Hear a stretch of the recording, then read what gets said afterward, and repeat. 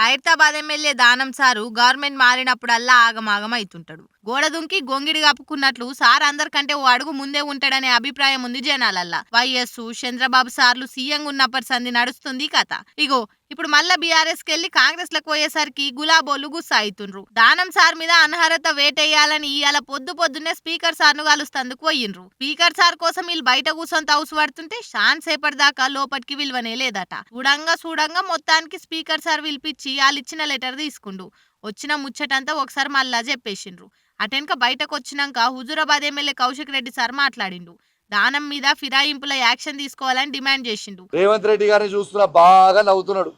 అలా జాయిన్ చేసుకున్నప్పుడు నువ్వు కొట్టినావు, మేము తీసుకున్నాం. మేము కొట్టినప్పుడు నువ్వు లేవకుండా కూడా అవుతావు అని చెప్పి సందర్భంగా నీకు కూడా తెలియజేస్తా ఉన్నాం. ఇంకా నువ్వు గెలకాలని చూస్తే మా దెబ్బ చూడవలసి వస్తుంది.